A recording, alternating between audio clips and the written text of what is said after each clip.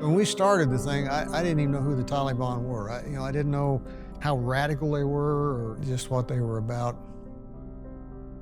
One of the things with the Taliban is they didn't have a clue about the oil and gas business. The idea was to bring them over and establish some credibility with the Taliban that we were a real company.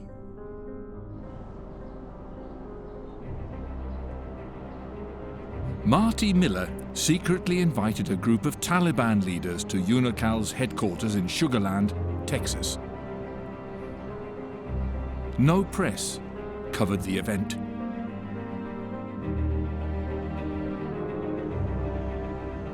I have some statues that I got in Indonesia, and they're figures of people carved out of ironwood, and the people are naked. And I had one of these professors, Islamic professors, check my house out, and when he saw these things, he said, I don't think that's going to work with the Taliban. He said, what we'll do is, you got some black trash bags? I said, yeah. He said, we'll put burqas on them. So that's what we did. We put burqas on the statues. Marty Miller was vice president of oil company Unocal. They wanted to build a huge oil and gas pipeline through Taliban-controlled areas of Afghanistan. But how did these negotiations influence US foreign policy towards the Taliban?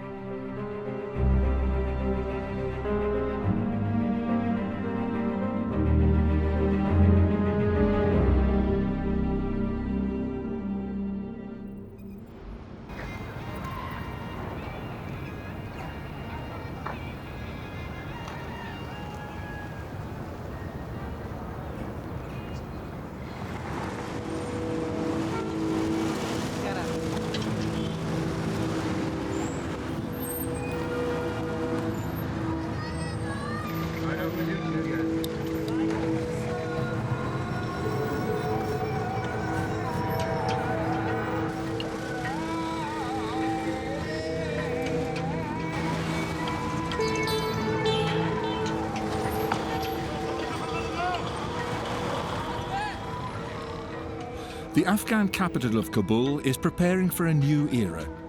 Foreign forces have mostly withdrawn, and Afghan soldiers and police will now be responsible for security in the country. But in 2014, 5,000 of them were killed in battles against the Taliban. But the Taliban hasn't always been an enemy of the West. Today, their former foreign secretary lives in a heavily guarded house in one of Kabul's better suburbs. During the 90s, he was involved in discussions with the American oil company Unocal. د اول وختو کې ما یاد دي چې د یونکال څخه وتن راغلی یا طالبان راغله هلته د طالبان له اړخه دلچسپي وه چې د افغانستان د اعمار او د بازسازۍ لپاره په دې مورد کې علاقمندي وښیي. دا ترانزیت تېروي او که دلته کار وي دا د افغانستان د خلکو ګټه ولې طبیعي خبره ده چې کوم کمپنۍ ته راځي د کوم هېواد سره ارتباط لري او بیا دلته غټه پانګونه سرمایه‌ګذاري کوي هغه په روابطو باندې هم مثبت تاثیر لري. اول هدف په افغانستان کې د وضعیت اقتصادي وضعیت بهتري کېدو مسله وه.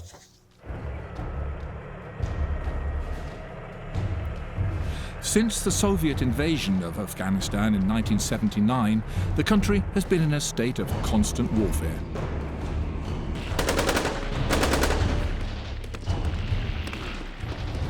During the Afghan insurgency, the Mujahideen received extensive weapons support from the United States and Britain in their struggle against the Russians. The Soviet occupation ended in 1989. 2 years later, the Soviet Union also collapsed.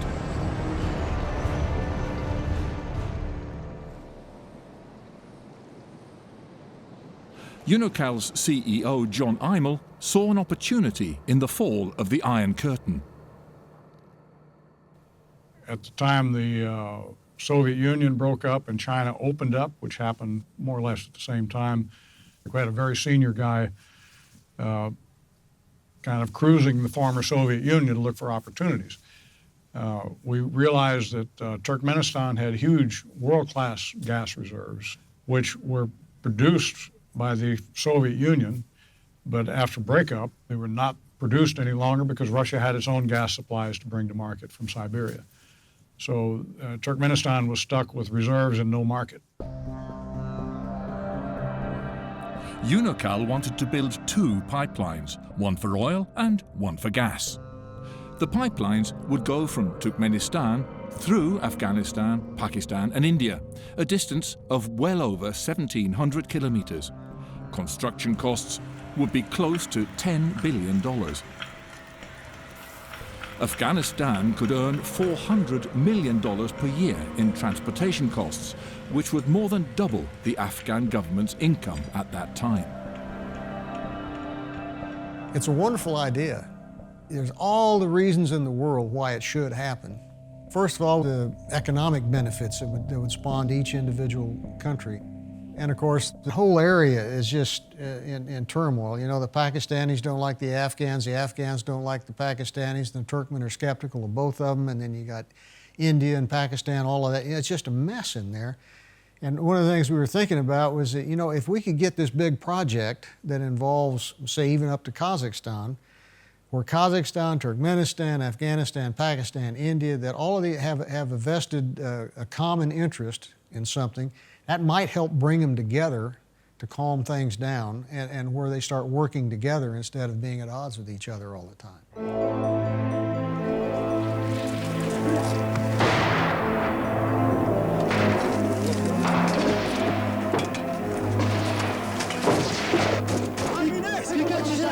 There was a power vacuum after the withdrawal of Soviet forces, and local warlords fought over territory in a protracted civil war.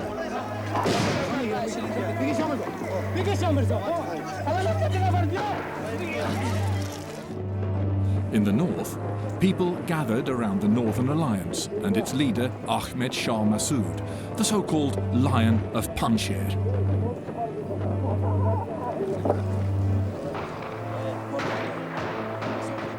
In the south and east, another movement began to assert itself in ethnic Pashtun areas. They called themselves the Taliban and were supported militarily by Pakistan, then in conflict with India. The Pakistanis were trying to impose their will on the future of Afghanistan, and they wanted to ensure that Afghanistan was not going to be a strong, viable nation state that could in any way reconnect, as they had in the past, with India. Taliban leader Mullah Muhammad Omar was a war hero from the years of insurgency against the Soviet Union.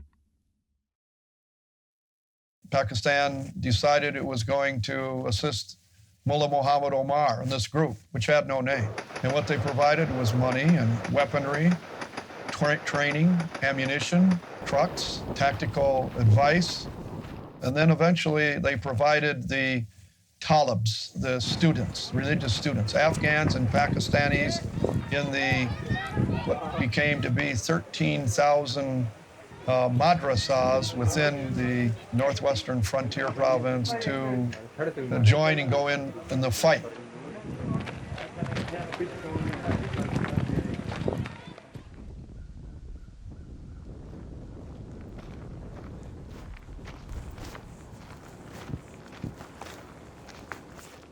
Before becoming an attorney, Julie Sears worked as an intelligence analyst at the Pentagon. Her sources in Afghanistan warned against Unocal's close relationship with the Taliban. Worldwide, there was a very broad perception that Unocal was working with the U.S. government to promote the Taliban as the most likely source for a stable, single group controlling Afghanistan. And there was, I think, an effort or hopefulness on the part of some that if this pipeline could be put through, it could be a source of stability or development for Afghanistan. I personally didn't like the idea that that stability would mean that the Taliban would be in charge.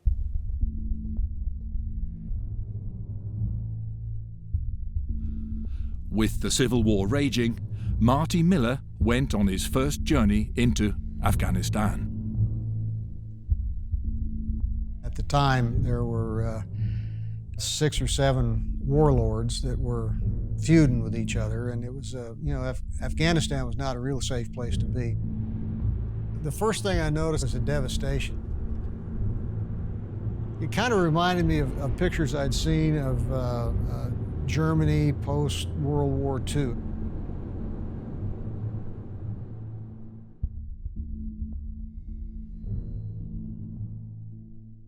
The Taliban headquarters, it was a house that was still all intact, but there wasn't a stick of furniture in the house at all.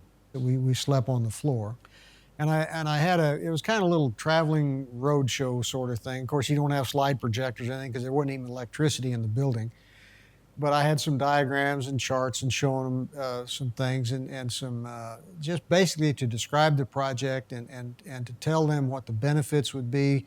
And they were very interested.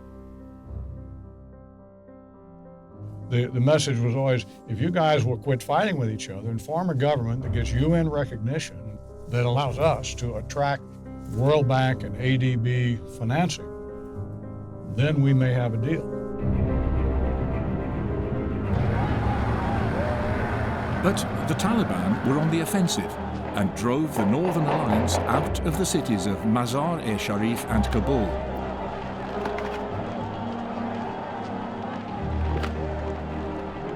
They then controlled most of the country. Mohammad Najibullah, president during the Soviet occupation, had been spared by the Northern Alliance. But the Taliban showed no mercy. Najibullah was first tortured, castrated, and then hanged alongside his brother. The execution was a clear sign of what kind of regime had seized power in Kabul.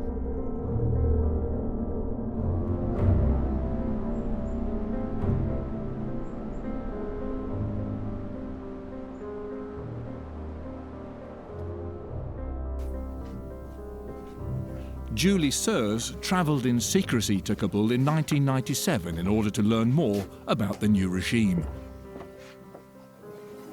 So I had gone into Kabul when it was held by the Taliban, secretly, basically dressed as an Afghan woman in a burqa. They seemed very foreign to me.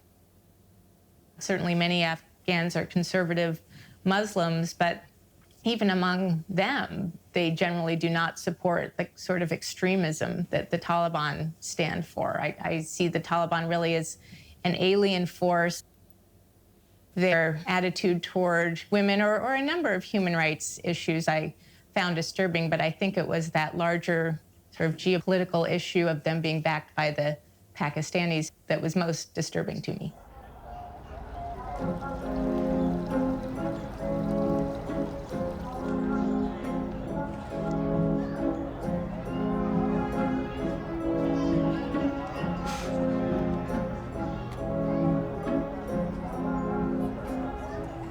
When the Taliban came in power, they declared their own government, but they didn't have good experience with government. The Taliban means the religious students working, studying, learning in seminaries, in the madrasas. The curriculum there, it was not capable to enable them to work with the international community. That was the problem, I think. America's concern about Afghanistan had been minimal before the Unocal pipeline project, but oil and gas negotiations sparked the Clinton administration's interest in the country. I'd probably go to Washington, D.C. Once every 6 to 8 weeks, and I would typically meet with the State Department, the NSA, the CIA. The CIA was very, very helpful. You know, they have this shadowy image, I guess you call it, but I found them very straightforward and very professional. And I think the Clinton administration was really committed to helping, American business be successful. And we enjoyed really strong support from the U.S. government. Unocal wasn't the only oil company that wanted to build a pipeline in Afghanistan. Argentine company Bridas was also trying to do a deal with the Taliban. بریډاس په نسبت باندې دا لویه وه. بریډاس وروسته مذاکراتو ته داخل شو، هغه دومره زیاته نه وه پېژندل شوې، او د طالبانو هیئتونه ولاړل. هغه پروژې چې په امریکا کې یونوکال ترسره کړې وې هغه یې وکړې د نږدې سره، او دا راز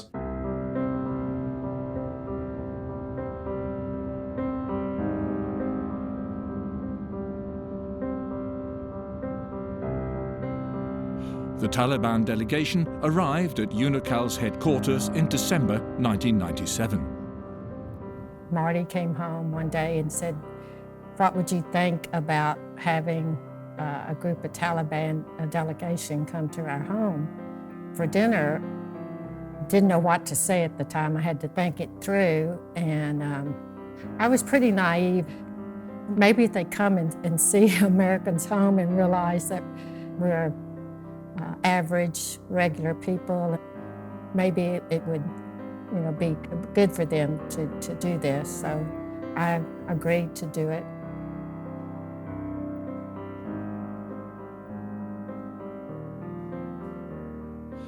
Caroline and Marty Miller did their utmost to avoid offending their Taliban visitors and removed all their religious pictures and figures. But they did not remove the Christmas trees. The year that the Taliban came to our house, there was a charity fundraiser thing, and we had 7 Christmas trees in our house. And the Taliban that blew their mind. They couldn't figure out what that was all about. And I think they were trying to make a connection between a Christmas tree and the birth of Jesus Christ, they're trying to make a religious connection with what's this Christmas tree all about. They never did understand, I don't think. In the days that followed, the Taliban leaders got a guided tour of Marty's hometown. It all started with a visit to Houston Zoo. Then they explored the NASA Space Center. The tour ended in a giant mall where they shopped for stockings, combs, and cold weather jackets. They stayed at a motel that was across the Southwest Freeway from our office. And we found out later that, like when the maids cleaned their room, that they never had to make the bed or change the sheets. They just slept on the floor. And I guess that's what they're accustomed to. As a whole, the Western culture is totally different from Eastern culture. But they found the United States a very progress society and a progress government. They were impressed from that. Dressed in their newly acquired jackets, the Afghans visited one of Unocal's offshore platforms.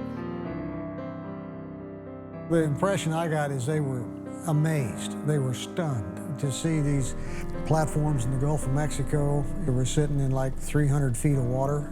I think just the magnitude and the complexity of things, they were pretty well blown away by it.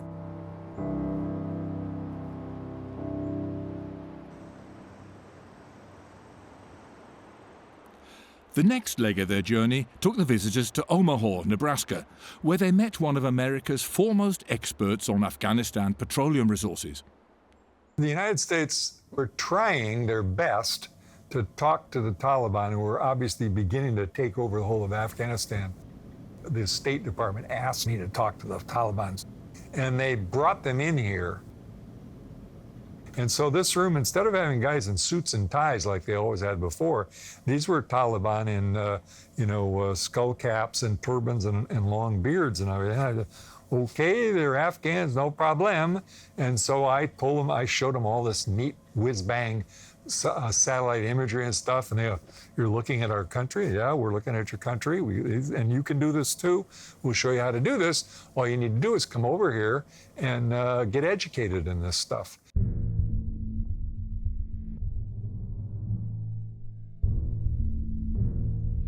The Taliban team's journey ended in Washington, D.C., where they met leading officials at the State Department.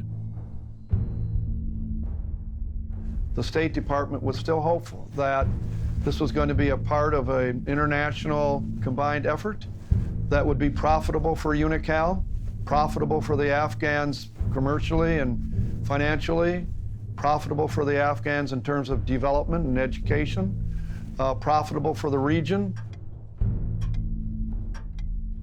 The Taliban were interested in the project. They were keen on making it happen. They never did sign a cooperation agreement or anything like that because they were afraid to sign anything without knowing specifically that Mullah Omar was behind it.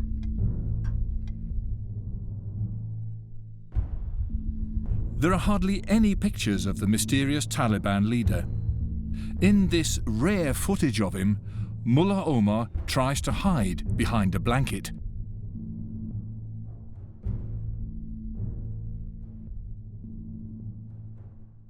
When I was in Kandahar the first time, he was there, and they kept saying that they were going to go talk. In fact, I asked if I could go see him, and they said, no, you're not senior enough to see the Mullah Omar.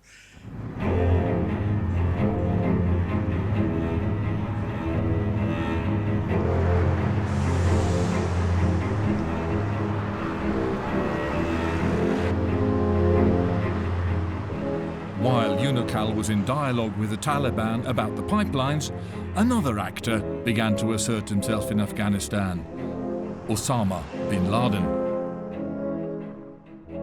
This son of a Saudi construction millionaire was a local hero because he'd participated in the insurgency against the Soviet Union.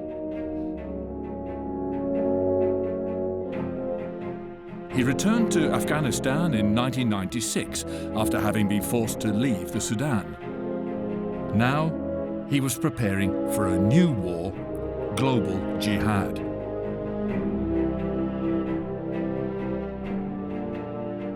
When Taliban captured Nangarhar, then consequently captured Kabul in 1996, they found Osama bin Laden and his colleagues in Nangarhar.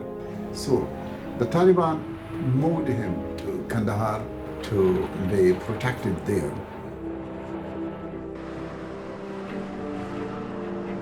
His arrival back in Afghanistan coincided with my own to work with the UN. Never met the Osama bin Laden. I saw him once in the bazaar in his convoy car passing by, but I never, we didn't wave or anything. We didn't know each other. We're looking at the other, so. That first year that he was in the area was the time when he solidified his relationship with Mullah Muhammad Omar.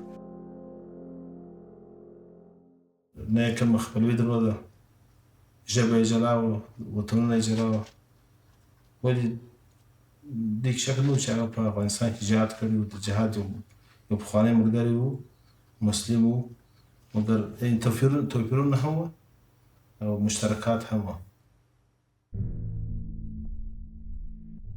In Afghanistan, Marty Miller and UNICAL had initiated the training of local workers who were to be employed on the so-called peace pipeline. We'd like to hire locally, so we had employment opportunities for the Afghans. And in fact, one of the things we did in Kandahar is we established a training center. We found an old abandoned warehouse that we outfitted, and we brought some equipment in, welding equipment, tools that were needed for the training. Without being aware of it, Marty Miller had established his training center in the same street as Osama bin Laden's house. And I'd never heard of the guy before. I didn't know who he was. Looking back on it, kind of gives me the creeps to think about I was that close to that guy.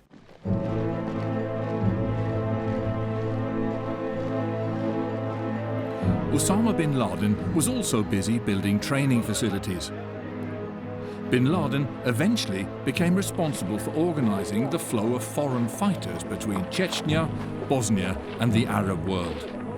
For the Taliban, these soldiers were useful reinforcements in the fight against the Northern Alliance.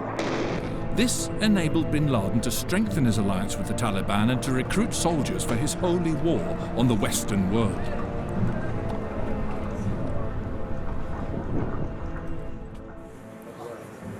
فحدثوا أنفسكم بالعمليات الاستشهادية حدثوها كثيرا. في البداية نفسك ما تألف الأمر، تظن أن الأمر صعب جدا، ولكن ما يلبث أنت ما جئت هنا إلا وفي قلبك حب الله وحب الرسول عليه الصلاة والسلام. يا بلاد الوحي صفراء، يا بلاد. On the 7th of August 1998, a bomb exploded at the US Embassy in Nairobi.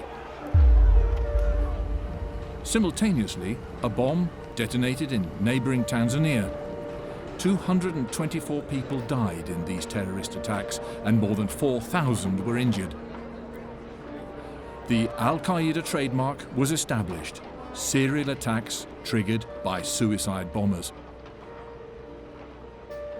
I don't think I was terribly surprised when I heard about what had happened, because bin Laden was there and he was able to do it from Afghanistan and he was being protected by the Taliban.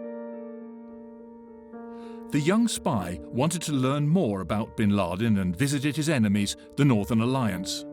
It was a perilous journey on horseback along bad roads.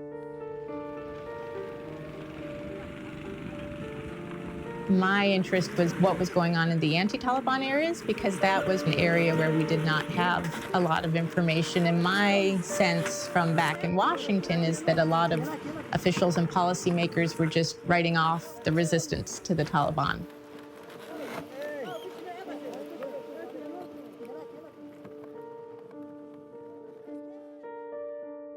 She met Northern Alliance leader Ahmad Shah Massoud, who asked for support from the West in the fight against the Taliban and Al-Qaeda. They certainly seemed a much more viable option inside Afghanistan than they had appeared from the outside. Their morale was generally good. Increasing numbers of Afghans coming to them from Taliban areas wanting their assistance in fighting the Taliban. So to me, they seemed like a very viable alternative to the Taliban, if only they were able to have more support. During her visit, Sirs got a unique insight into what was to come. Northern Alliance prisons were full of jihadists from several countries. Their goal was to participate in the global jihad. She was especially shocked by what the prisoners told her about the close relationship between Pakistan, the Taliban and Al-Qaeda. Massoud urgently wanted to alert the West. He wanted more people to know about the Taliban and how they were interacting with bin Laden, and to emphasize that if we were opposing bin Laden, that we should really realize that he and the Taliban were sharing the same aims and goals and resources and funding. But Julie Sir's report was not well received by her bosses at the Pentagon. The State Department was even more annoyed. People were saying they were very upset about my trip, and I was told I simply wasn't going to be able to stay, and that they weren't going to give me my security clearance back. So essentially, they fired me.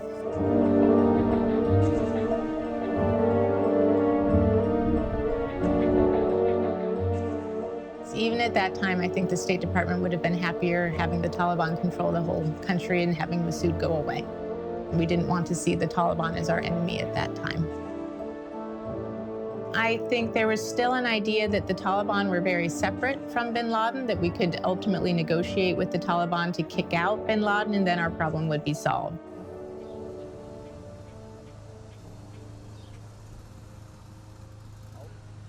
The Clinton administration continued in its efforts to influence the Taliban regime. We were in the middle of, trying to get them to modify their behavior, and I'm a believer in you talk to your friends and your enemies. Talking is not acceptance of those practices. From day one, the Clinton administration was trying to push back and first, cajole and then pressure the Taliban regime into changing. And of course, that escalated once Osama bin Laden left Sudan and went to Afghanistan in 1996. The bombings of '98 were conducted from there, so it was very much on the forefront. The problem of Osama bin Laden stood in the way of any agreement about future oil and gas pipelines. He had declared war on America, and The simultaneous bombings of our embassies in Tanzania and Kenya really put us on a war footing with Osama bin Laden. And from that point on, we were actually trying to kill him.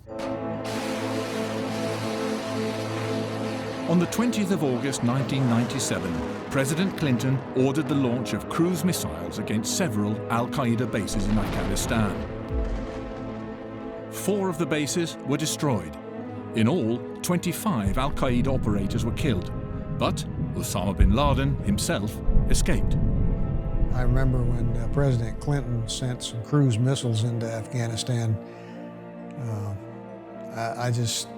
that's when I told my boss and the board of directors that it was time, that this wasn't going to go anywhere anytime soon.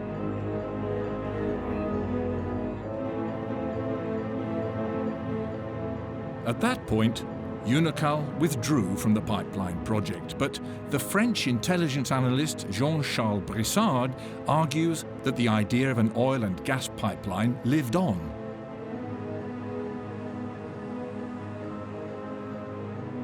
The United States was thinking they were pressuring the Taliban to release bin Laden by negotiating about the pipeline.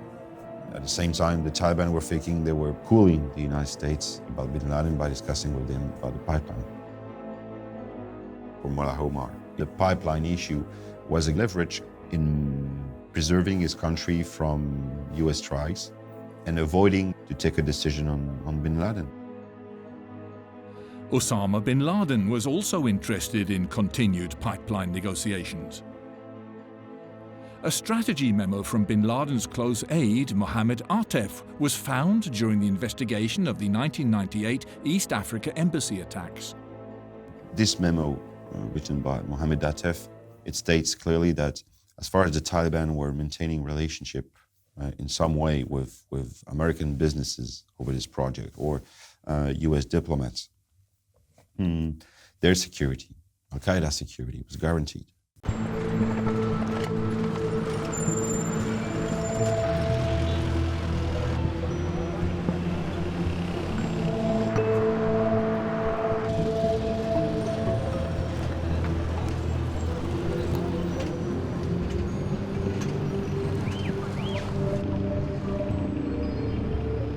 The terror attacks against the East African embassies tested the relationship between the Taliban and the Al-Qaeda leader.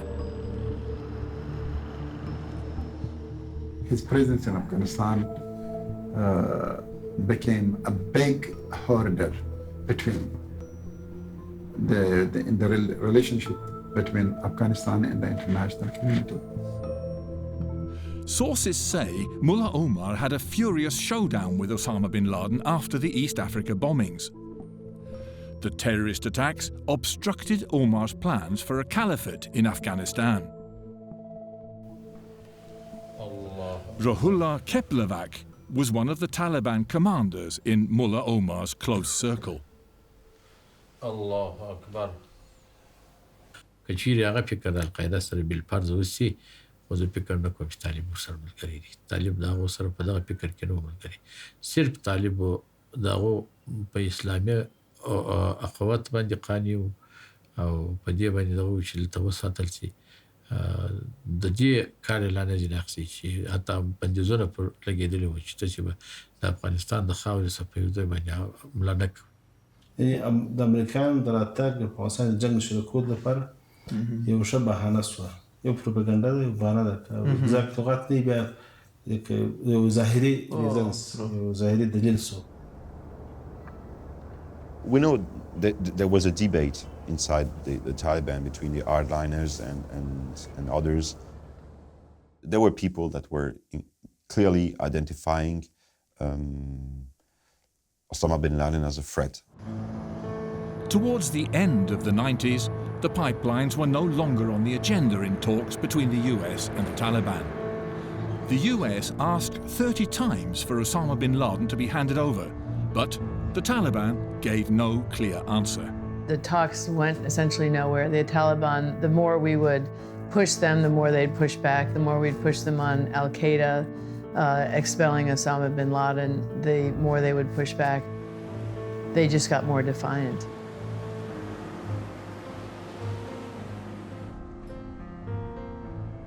چونکې د افغانانو دا طبیعت دی چې څوک مهمان نوازه خلک دي طالبانو دا عار په ځان باندې نه وړي او دا د عار آینده ځان ته نه پرېښوي چې دا خلک دا عار په دوی باندې ووایي نو دا طالبانو په دغه نسبت نه کې قبول.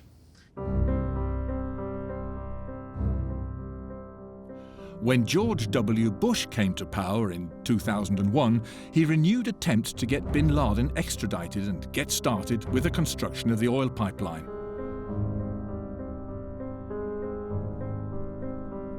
By then, Unocal was out of the picture, but others tried to revive the plans.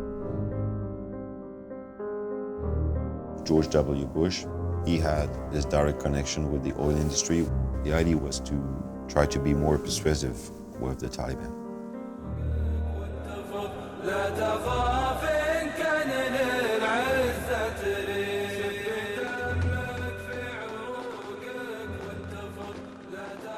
Al-Qaeda made a special documentary about the prelude to September the 11th.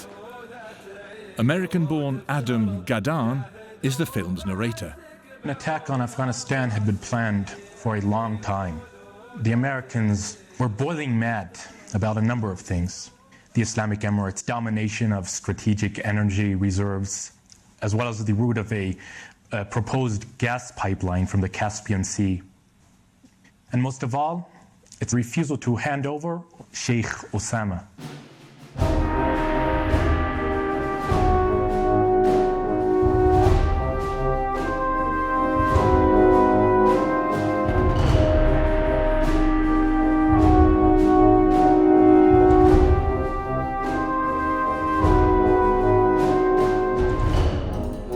In Berlin, in July 2001, a final dramatic meeting about the Taliban was arranged between representatives of the United States government and other players in the region.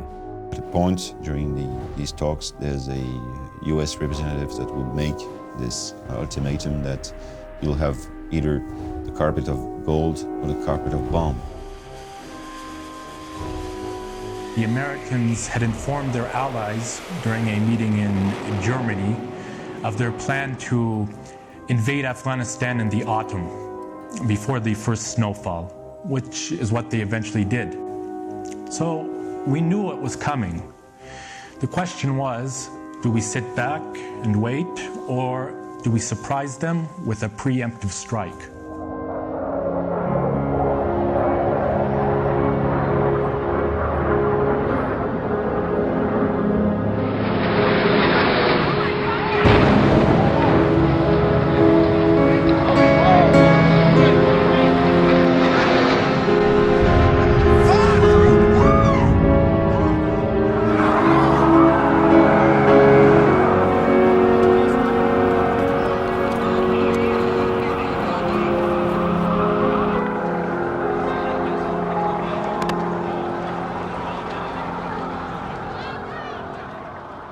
I was there in 9/11 in New York.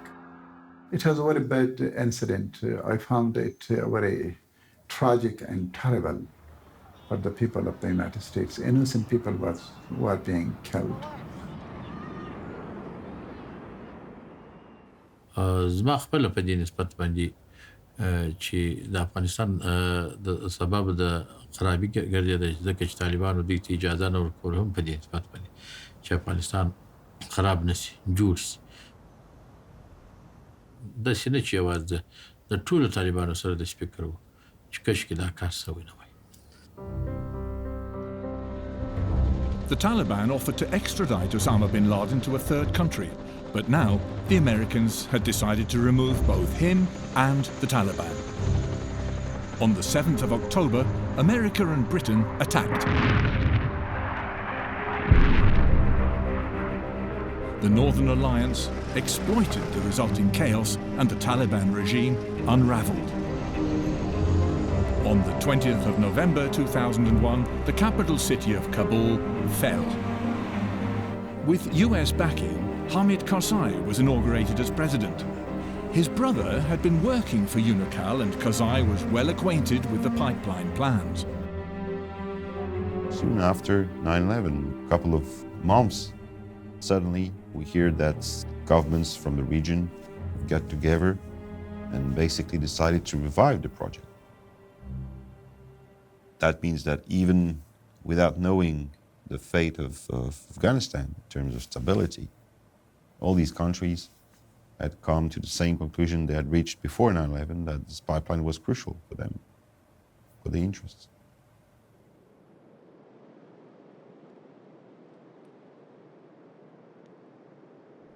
After 13 years of war, there is still no pipeline. The Taliban is back in strength and reluctant to negotiate about peace. They collapsed the Taliban government and brought a new government under the title of democracy and the human rights. But they did not bring peace to Afghanistan. The insurgency against the government installed by the international community is still going on.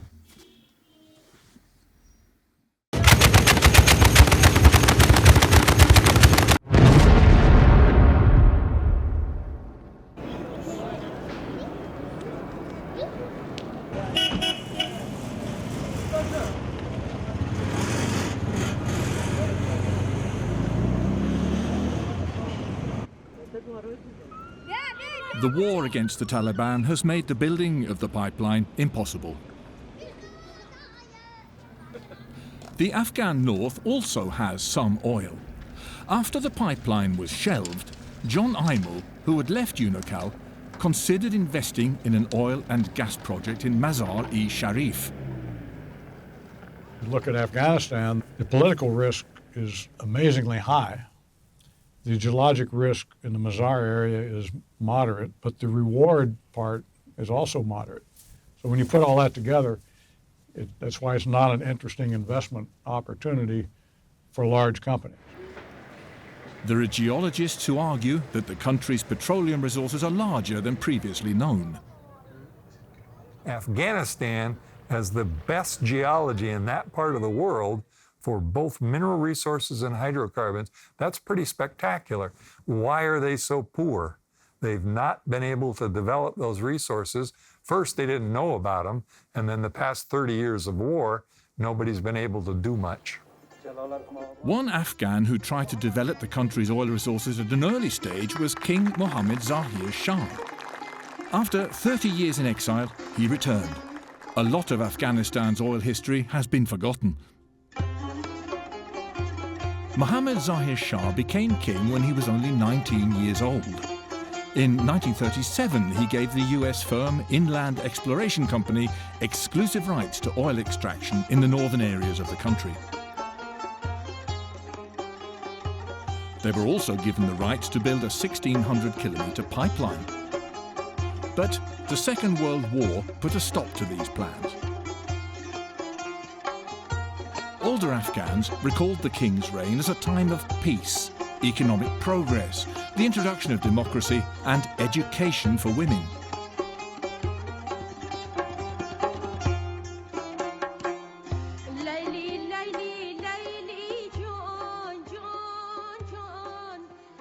During that time, tens of thousands of Afghans were being employed by Afghan ministries as mechanics, plumbers, carpenters, drivers, construction workers, welders, etc., nannies, and life was blooming.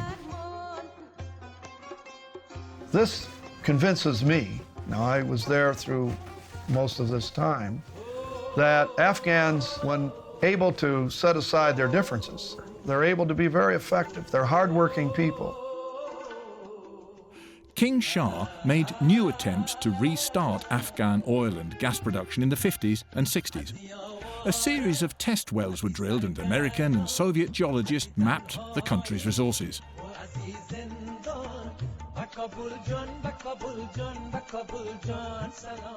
When the Soviet Union invaded the country in 1979, access to Afghanistan's oil and gas resources was one of the objectives of the occupation.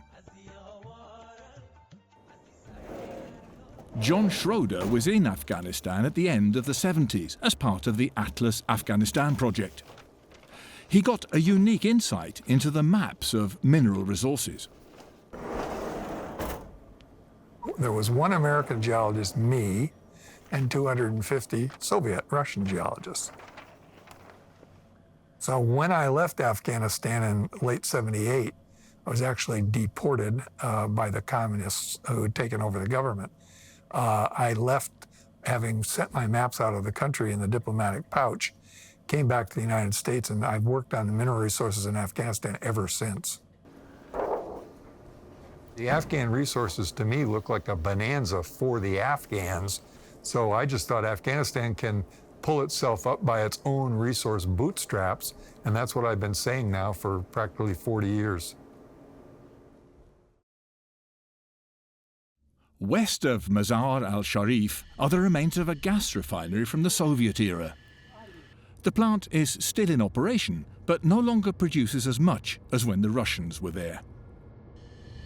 مورد بهره برداری و فعالیت قرار داشته که روزانه در حدود 6 میلیون متر مکعب گاز طبیعی از این تأسیسات استخراج، تصفیه و به جانب شوروی سابق صادر می شده. قبلا مدت زیادی توسط خود قوای شوروی در اینجا پست‌های امنیتی بود و قوای از اینجا از این تأسیسات پاپلاینا طالبا بود، بله.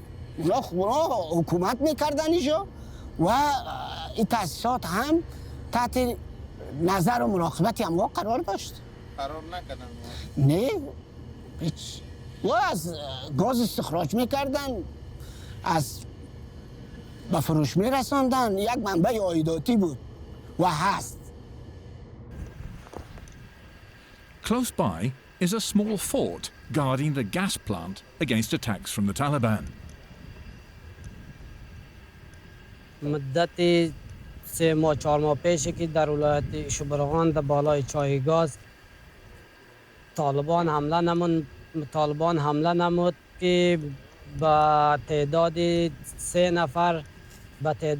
نفر کارگر گاز و 2 تا شهید شدن و 1 تا زخمی شدن. مدت 1 ساعت جنگ طول کشید.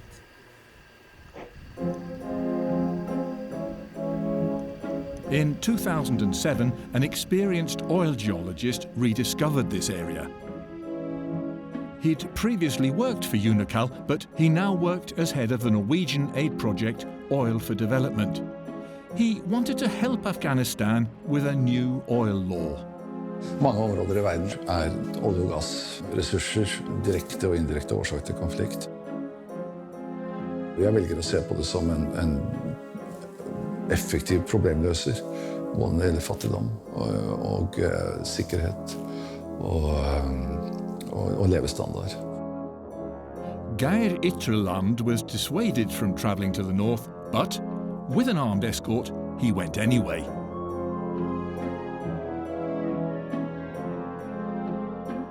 At one gas plant, he discovered a bricked-up room where documentation of Soviet oil and gas production had been hidden.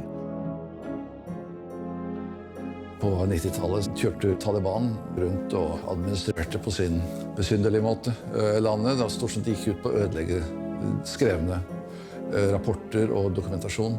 De har tydeligvis motvilje mot skrevne dokumenter. Og da hadde de åndsnærværelse nok til å mure igjen det rommet hvor dataene lå. Behind the secret wall lay old maps and seismic surveys that showed Afghanistan's oil and gas resources were significantly greater than the outside world was aware of. Meget tilfredsstillende opplevelse å gå inn i det rommet og etablere at disse dataene virkelig eksisterte. Og de menneskene der var veldig opptatt av å beskytte det og få til aktivitet igjen i det området. De visste veldig godt hva de gjorde.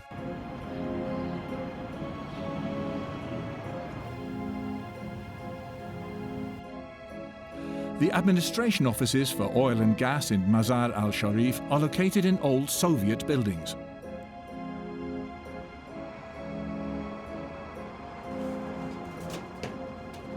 Chief Engineer Mohammed Jan Akhtari has made it his life's work to preserve the dusty archives. Several times he's saved maps and documents from destruction.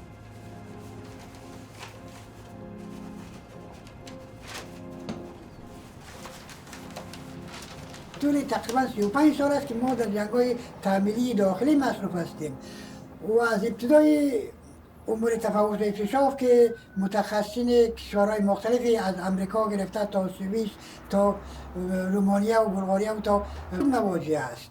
کارهای ما بسیار به کندی پیش رفته. در طول تقریبا 35 سال است که ما در جنگ‌های تعمیلی داخلی مصروف هستیم و از ابتدای امور تفاوت اکتشاف که متخصصین کشورهای مختلفی از امریکا گرفته تا سوئیس تا رومانیا گروپایی بود که نقشه را تیکه تیکه کردن بیاین همین سل کنیم و در زیر نقشه معیب و معلول مدارم گروپایی بود که همین نقشه را تیکه تیکه کردن بعد من پارچه‌اش جمع کردم رابرتای خریدم با کمک رفیقا از جای جمع کردیم اما را ترمیم کردم تشریح کردم این میگه 1260 قطعه نقشه را ما تشریح کردم هیچ کس خبرم نداره که در اینجا چی است این همه سرمایه معنوی اینمی مردم ما است یک روزی به درس میخوره یک روزی به کار میره کارکردی تماما متخصصینی که از ممالک مختلف در اینجا آمدن و کار کردن نتایج کاری از اوناست همینا رو ما همیشه حفظ کردم اما دولت هیچ طرف مستقیم نداره و ما از دولت توقعی نداریم اونا به اون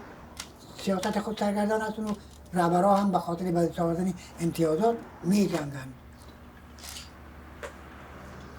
Despite little money and poor health, Akhtari has systemized the files and preserved the valuable data for the future. این کتابایی که روی میز میبینن همیشه من با قلم نوشته کردم یک سر دو سر کاغذ یعنی 15 کیلوگرم کاغذ من همیشه میشه موجود است که امر ما به ابرای قلم خودکار حتی مو سامان و وسایل کارم خودم خریدیم از معاش خود 500 قلم هم زیادتر مصرف کردیم همیشه آثارش موجود است کاغذ خودم پیدا کردیم اگر نکنم دولت نیست که همه پرسان کرد تو چرا تو کار کردی من به خاطر آینده خود میکنم به خاطر که از ما آمده ها پس 10 سال بعد و 20 سال بعد شرایط تغییر میخوره همین نوشته‌های من که میبینه اما برای نواسا و کواسا و افپشت من افتخار است که اونا برای به سربلندی یاد میکنن که خوشا به حال بابای ما که در اون شرایط همگی چور و چپول سرگردان بود اینی کتابا را نوشته کرد این کتابایی که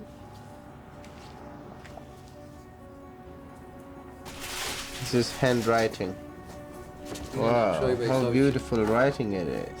6 ماه سر این نقشه کار کردیم یک کتاب نوشته کردیم حالا فعلا زیر کار است این قشنگ کتابا 70 60 تا جور کردیم همین قدر هم که اینا میکنن با وجدان و حساب درسی که به حساب با خاطر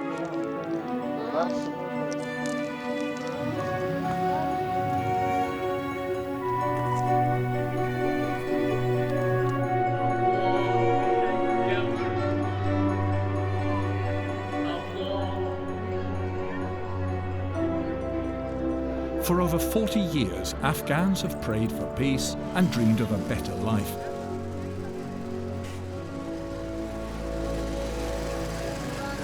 Of a better life is also about memories of what once was, about the time hope flourished and the country's hidden mineral wealth was estimated at $1,000 billion.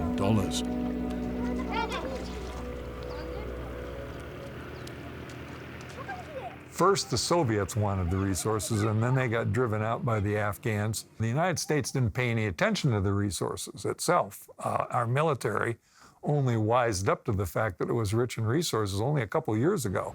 But now more and more Afghans know the resources are there, and they can come out of the ground if you stop the fighting.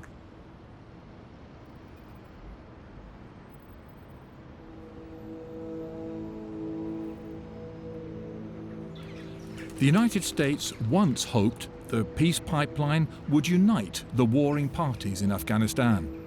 They still do. Amazingly enough, they still want to build it. America's arch enemy, Iran, also wants to build an oil and gas pipeline to India. Tehran is in a hurry. The aim is that a new peace pipeline should be completed in 2017.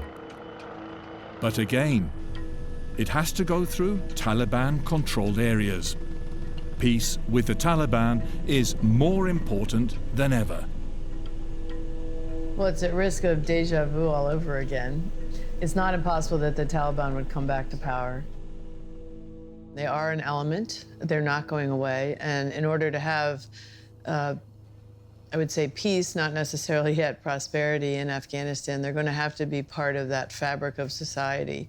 The more you can bring them into the tent and encourage moderate elements to emerge, the more stable Afghanistan will be.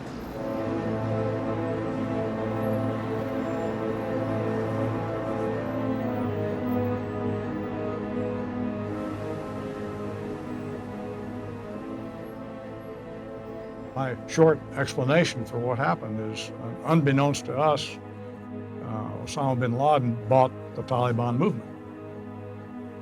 And he did that before we could explain to the Taliban and others the benefits of foreign investment, which is a very complex benefit to try to describe to non-business people when the competition is pouring money in for AK-47s and rocket launchers, which they did understand. That's all he understood.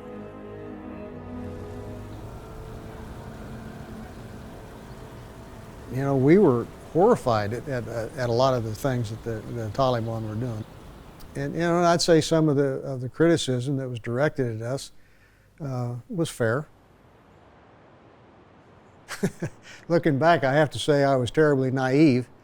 Henry Kissinger said, "This project is a triumph of hope over experience." And that hit me right between the eyes. And I said, "Oh boy, there's a lot of content in that pithy little comment." And it proved to be true.